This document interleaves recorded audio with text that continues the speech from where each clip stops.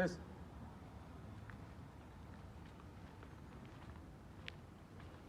Bari mu je nan inuwa zai fi.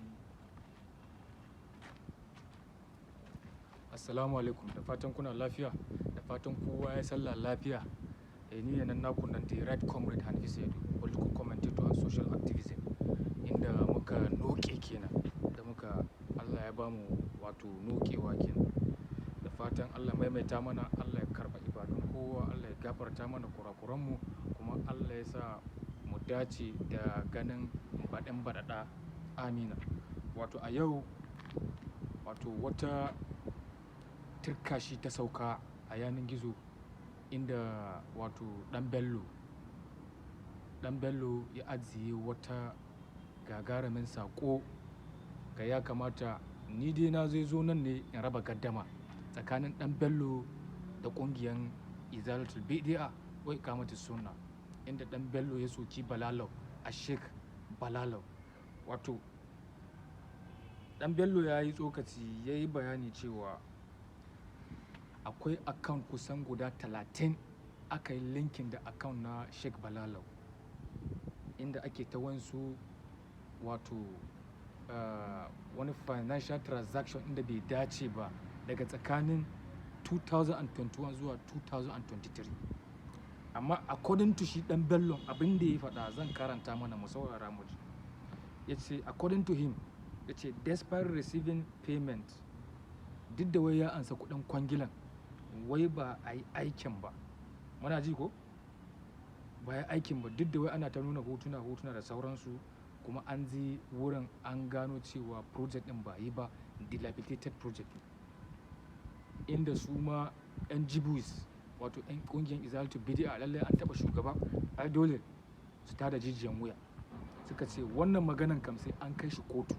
Kuma ni na yi maraba da wannan tsokacin da suka yi, da wannan yunƙuri da suka ce za su kai ƙara kotu tsakanin ɗan Bello da kuma Sheikh Balalau domin a gano gaskiya.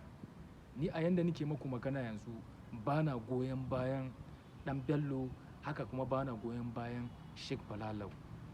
Ba na supporting kowanne a cikinsu. Amma a zo a je a yi bincike a gani waye ne ke da kuskure.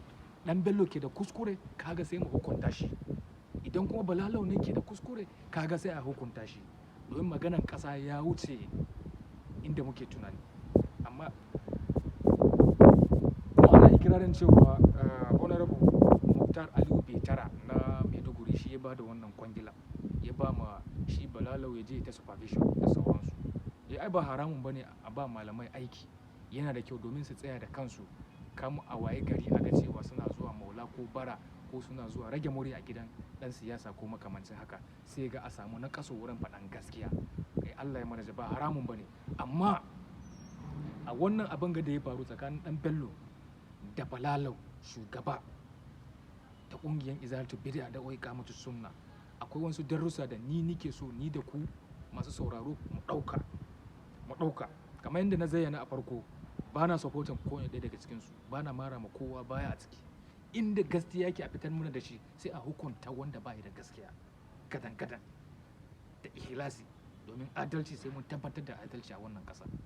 A yayin da muka tabbatar da adalci, za mu ga ƙasa na zuwa gaba, kuma ƙasa zai fi farin kowa. Kuma wannan abin da ya faru zai zamanto izina da shugabannin addini, ba da musulunci ba, ba na kiristocin ba. Shugabannin addini zai zama musu izina da cewa lokaci ya kai fa canji, guguwan canji fa ya fara zuwa. Su kame bakinsu game da harkar siyasa, su matsa gefe. Su dai su dukufa, su yi ƙoƙari in suka hau kan mimbari su tallata mana gaskiya, sai mu gaskata gaskiya. A tallata, a sa mana aƙidan son ƙasa, son ci gaban ƙasa. Ko mu gane ba, a sa mana aƙidan ajiye legacy mai kyau. A sa mana aƙidan mu juya ma corruption baya da sauransu. Hakanan kuma muna jan hankalin wato malumanmu na addini su ja baya daga harkan kutse harkan siyasa.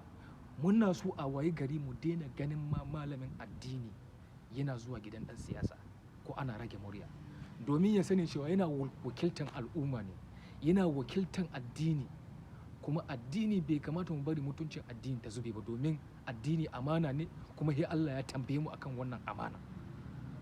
Malamai kamar yadda aka ce su ne magadan annabawa, su kaɗai suka rage masu wakilan annabawa, su kame girma, su kame mutuncinsu.